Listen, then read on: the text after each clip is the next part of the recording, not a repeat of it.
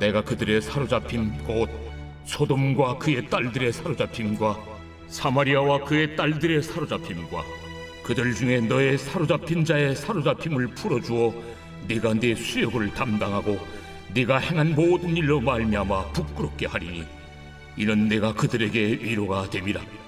내 아우 소돔과 그의 딸들이 옛 지위를 회복할 것이요 사마리아와 그의 딸들도 그의 옛 지위를 회복할 것이며 너와 내 딸들도 너의 옛 지위를 회복할 것이니라. 내가 교만하던 때에 내 아우 소돔을 내 입으로 말하지도 아니하였나니 곧 내 악이 드러나기 전이며 아람의 딸들이 너를 능욕하기 전이며 너의 사방에 둘러있는 블레셋의 딸들이 너를 멸시하기 전이니라. 내 음란과 내 가증한 일을 내가 담당하였느니라. 나 여호와의 말이니라. 나 주 여호와가 이같이 말하노라. 내가 맹세를 멸시하여 언약을 배반하였은즉 내가 내 행한 대로 내게 행하리라. 그러나 내가 너의 어렸을 때에 너와 세운 언약을 기억하고 너와 영원한 언약을 세우리라. 내가 내 형과 아우를 접대할 때에 내 행위를 기억하고 부끄러워할 것이라. 내가 그들을 내게 딸로 주려니와 내 언약으로 말미암음이 아니니라. 내가 내게 내 언약을 세워 내가 여호와인 줄 내가 알게 하리니 이는 내가 내 모든 행한 일을 용서한 후에 내가 기억하고 놀라고 부끄러워서 다시는 입을 열지 못하게 하려 함이니라. 주 여호와의 말씀이니라.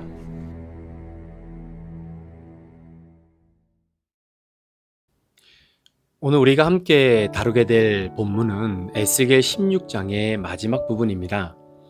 참고로 에스겔 16장 1절부터 52절까지의 말씀은 이스라엘의 죄를 하나님께서 적나라하게 드러내고 있는 내용이었는데요. 오늘 본문의 느낌은 사뭇 다르게 다가옵니다. 이유는 그렇게 죄를 고발하고 심판과 징계를 말씀하셨던 하나님께서 갑자기 이스라엘의 회복뿐만 아니라 주변 나라들의 회복까지도 언급하고 계시기 때문입니다. 이스라엘 백성들은 하나님께 선택받은 사람들입니다. 그러니 다른 민족보다 훨씬 더 하나님을 기쁘게 해드리고 하나님과 맺은 언약을 잘 지켜나가야 하는 그런 백성들이었습니다. 다른 민족들은 하나님께 2대 맞고 정신 차릴 때 이들은 1대 맞고도 정신 차릴 수 있을 만큼의 수준이 돼야 하는 그런 민족이었죠. 그래야 하나님이 선택한 민족과 그렇지 않는 민족 간의 차이를 볼 수 있어야 하기 때문입니다. 자, 그런데 오히려 이스라엘의 죄악 때문에 소돔과 사마리아가 훨씬 더 죄를 짓지 않고 공의로운 나라처럼 보였다는 것이 크나큰 충격이 아닐 수 없습니다.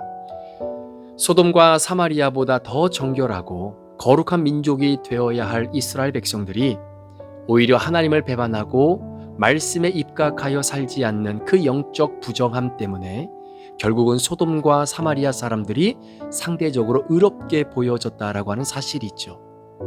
그러니 상대적으로 생각해 볼 때 얼마나 이스라엘 백성들이 하나님 앞에 범죄하며 살아왔는지를 우리가 충분히 예상할 수 있는 부분입니다. 여러분, 그렇습니다. 예수를 먼저 믿은 사람은 그렇지 못한 사람들보다 더 큰 축복과 은혜를 미리 경험한 사람들입니다. 여러분, 오해하지 마셔야 될 것은 예수 믿었기 때문에 세상적으로 물질적으로 훨씬 더 예수 믿지 않는 사람들보다 부자로 살아갔다는 의미에서의 축복과 은혜를 말씀드리는 것이 아닙니다. 어떤 면에서 보면 돈으로도 살 수 없는 하나님의 구원을 경험하고 이로 말할 수 없는 구원의 은혜를 누리며 사는 사람들이 바로 받는 축복과 은혜를 경험하게 되는 것이죠. 따라서 먼저 믿은 주의 자녀로서 우리에게 주어진 의무와 책임이 있습니다.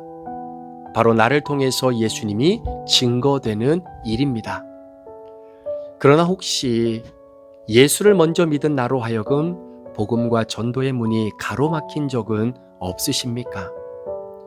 여러분 가족이나 또는 친족들 가운데 아직까지 예수를 믿지 않는 분들이 계신다면 그분들에게 혹시 나는 본문에 나오는 이스라엘 백성들의 모습을 취하고 있지는 않은지, 혹시 나 때문에 복음이 흘러가는 그 흐름의 방향들이 혹시나 끊어지고 있지는 않은지 내 자신을 한번 돌아보았으면 좋겠습니다.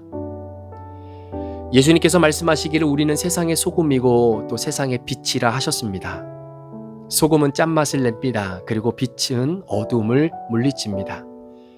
자, 그런데 가만히 보면 예수님이 세상의 소금이고 예수님이 세상의 빛이십니다. 그런데 저와 여러분들을 향해 너희가 세상의 소금이라, 너희가 세상의 빛이다 라고 말씀하십니다. 여러분, 이 말씀의 의미는 세상 사람들에게 예수님이 소금이고 빛이심을 우리를 통해 경험하도록 하라는 말씀이 아니겠습니까? 전하는 자가 없고 선포하는 사람이 없는데 어찌 사람들이 예수 그리스도의 복음을 들을 수 있는 기회가 주어지겠습니까? 오늘 본문 54절에서는 이스라엘이 그렇게 돌이킬 수 없는 수욕과 치욕을 당하고 행한 모든 일로 인해 부끄러움을 당하는 이유는 바로 소돔과 사마리아에게 위로가 되게 하시기 위함이다라는 겁니다. 그렇습니다. 세상 사람들은 자신들의 죄가 무엇인지 압니다. 그리고 예수 믿는 우리가 지은 죄도 그들은 알고 있습니다.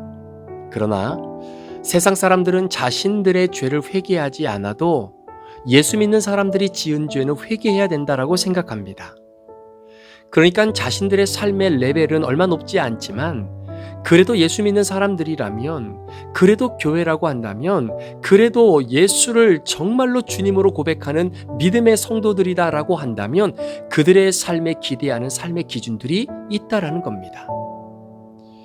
먼저 예수를 믿은 우리들의 회개가 주변에 예수를 모르고 죄 가운데 사는 사람들에게 회복의 역사를 보여줌으로 인해 세상 사람들 역시 자신들의 죄 또한 용서받을 수 있는 길을 사실 우리들에게 보여달라라고 아우성을 치고 있는 그들의 소리를 우리는 들을 수 있어야 합니다. 오늘 본문에서 하나님은 이스라엘 백성들을 다시 회복하시겠다라고 선포하십니다. 이유가 무엇이냐면 뭐가 그리도 하나님이 아쉬워서 이렇게 우상 숭배하고 주변 나라들에게 영적인 모범이 전혀 보이지 않는 이들을 포기하지 않고 다시 회복하시겠다라고 결정하시고 말씀하신 이유가 무엇일까요? 60절의 말씀에 보면 내가 너의 어렸을 때와 너와 세운 언약을 기억했기 때문이다 라고 말씀합니다. 사실 여러분, 이스라엘 백성들이 언약 백성이기는 하지만 이들이 한 일이 무엇입니까?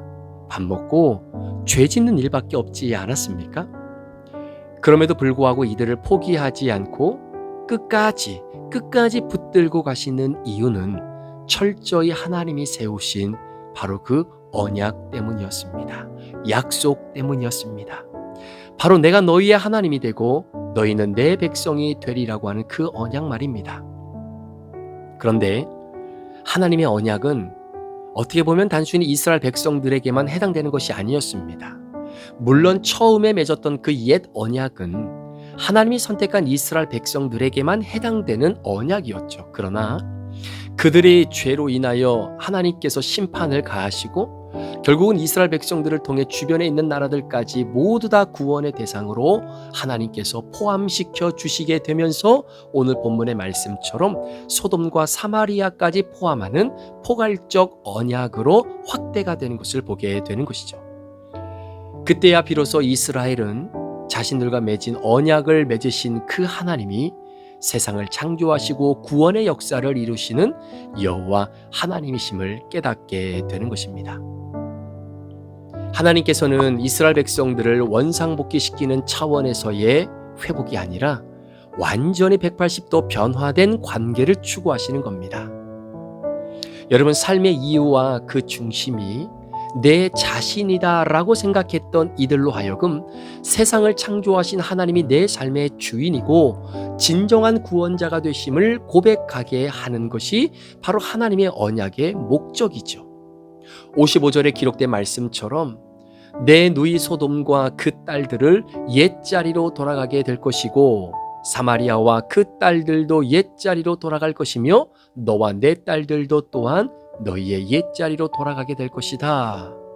무슨 말씀입니까? 하나님께서 이스라엘 백성들뿐만 아니라 소돔과 사마리아, 이 지구상에 존재하는 모든 민족들을 하나님께서 구원해 주심으로 말미암아 하나님을 진정으로 아는 자리에 서게 만드시겠다라는 겁니다. 그것이 바로 하나님이 이 땅을 창조하셨던 바로 그 옛 아름다운 창조의 모습 아니겠습니까? 하나님을 알게 되면 하나님 앞에서 변명할 사람이 누가 있겠습니까? 하나님은 알면 알수록 비천한 죄인인 나를 용서하신 하나님 앞에서 자연스럽게 입이 다물어질 수밖에 없는 것입니다. 혹시 여러분들은 하루하루 삶을 살아가시면서 하나님 앞에 그렇게 내세울 말들이 혹시 많이 있으십니까? 그런 분들은 죄송하지만 아직 하나님을 깊이 알지 못했기 때문입니다. 오늘 본문 말씀에서도 반복적으로 표현되어지는 표현이 무엇입니까? 내가 여호와인 줄을 알게 하리라. 내가 여호와인 줄을 너희로 하여금 알게 하리라. 사랑하는 여러분, 이스라엘 백성들이 여호와 하나님이 누군지를 몰랐습니까? 아니죠. 알기는 알았지만 중심을 다해 그 하나님을 깊이 경험해 보지는 못했기 때문입니다. 자, 오늘 본문에서 여호와를 알다라고 하는 이 야다라고 하는 동사는 부부가 정말로 모든 것을 다 걸치지 않는 그런 나체의 모습을 갖고 있어도 서로가 서로에 대해서 부끄럽지 않고 오히려 부부관계를 통해서 서로를 더 깊이 알게 되어지는 바로 그 의미가 내가 여호와인 줄을 알게 되리라는 야다의 의미 아니겠습니까? 이스라엘 백성들은 지식적으로만 하나님을 알았던 것 같아요. 이스라엘 백성들은 자신들의 생각과 자신들의 이 상상의 한계 속에서만 하나님을 알고 지냈던 것 같습니다. 그래서 하나님께서는 이렇게 겉으로 수박을 겉으로 핥는 그러한 차원에서의 알미 아니라 그런 관계가 아니라 이제는 철저하게 너와 나 사이에 어떤 회복되어지는 관계를 하나님이 다시금 만들어내시기 위한 바로 하나님의 일하심이 오늘 에스겔 16장 마지막 부분에 기록되어져 있는 겁니다. 사랑하는 여러분, 우리가 에스겔 16장을 마무리하면서 하나님의 계획과 의도를 충분히 짐작해 볼 수 있습니다. 16장 앞부분은 철저히 심판의 선고였지만 마지막은 은혜로 끝이 납니다. 이스라엘이 회복되는 근거는 그들의 공로나 그들의 회개를 잘해서가 아니라 철저한 하나님의 언약적 사랑과 그분의 신실함 때문이었죠.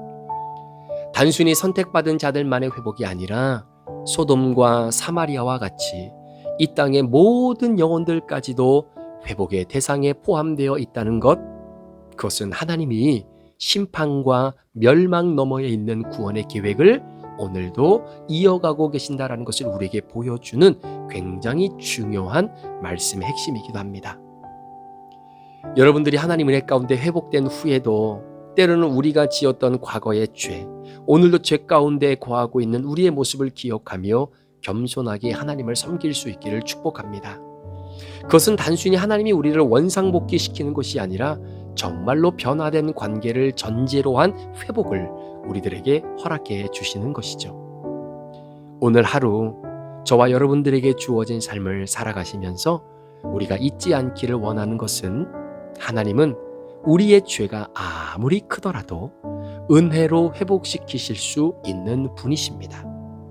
따라서 이스라엘 백성들의 죄를 드러내 주시고 그들의 누각을 허물어 주셔서 인생의 옷깃을 하나님 앞에서 잘 여미며 살아가는 은혜를 베풀어 주셨던 것처럼 나의 죄를 말씀으로 드러내 주실 때에 말씀으로 깨끗하게 그 죄를 씻어 주시고 그 죄의 발목에 붙잡혀 죄책감으로부터 살아내지 못하는 우리의 인생을 완전히 자유롭게 하여 주심으로 말미암아 우리로 하여금 하나님의 구원의 계획을 아름답게 이끌어 가실 그 주님과 오늘도 복된 동행이 펼쳐지는 아름다운 하루가 되시기를 우리 구주 예수 그리스도의 이름으로 간절히 축원합니다. 기도하시겠습니다. 하나님께서 우리에게 주시는 회복의 은혜는 영원한 언약을 기반으로 한 것임을 깨닫게 됩니다.